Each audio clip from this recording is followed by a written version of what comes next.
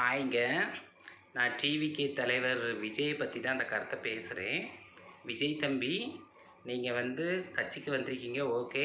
நானும் உங்களுடைய ரசிகை தான். ஒரு 20 வருஷத்துக்கு முன்னாடிலாம் நான் உங்களுடைய ரசிகை தான். உங்களுடைய படங்களெல்லாம் நான் நிறைய பார்ப்பேன்.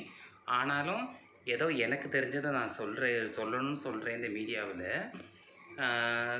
நாகப்பட்டினத்தில் நீங்கள் பேசும்போது மண் அரிப்பு, அதை போய் மீன் அரிப்புன்னு பேசியிருக்கீங்க. தயவுசெய்து நீங்கள் யாரும் எழுதி கொடுத்ததை வச்சு பேசாதீங்க. மக்களுக்கு நீங்கள் என்ன செய்ய போகிறீங்க? நீங்கள் ஆட்சிக்கு வந்தால் மக்களுக்கு நீங்கள் என்ன செய்ய போகிறீங்கங்க கருத்தை நீங்கள் சொல்லுங்கள். ஒரே அடுத்த கட்சியே குறை சொல்லி ஆகப்போகிறது ஒன்றும் கிடையாது. திராவிட மாடல் கட்சிகளை நீங்கள் குறை சொல்லாதீங்க. அவங்க எத்தனையோ எலெக்ஷனை பார்த்துட்டாங்க. இனிமேல் தான் நீங்கள் எலெக்ஷனை நீங்கள் பார்க்க போகிறீங்க. உங்கள் கட்சி ஆட்சிக்கு வந்தால் நீங்கள் என்ன பண்ணுவீங்க? மக்களுக்கு என்ன நல்லது பண்ணுவீங்க? இதை மட்டுமே நீங்கள் பேசுங்க. அடுத்த கட்சிக்காரங்க என்ன செஞ்சாங்க, யார் செஞ்சாங்க, அந்த தப்பை பேசாதீங்க.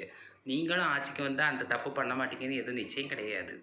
புரியுதா? அதனால் உங்கள் கட்சி ஆட்சிக்கு வந்தால் நீங்கள் என்ன பண்ணுவீங்க?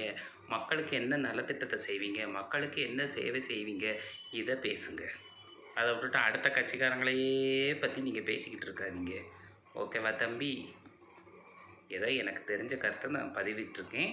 இது தப்பாக ரைட்டான்னு தெரியல. பார்க்குறவங்க எனக்கு கமெண்ட்ஸில் சொல்லுங்கள். ஏதோ எனக்கு தெரிஞ்சதை சொல்லியிருக்கேங்க.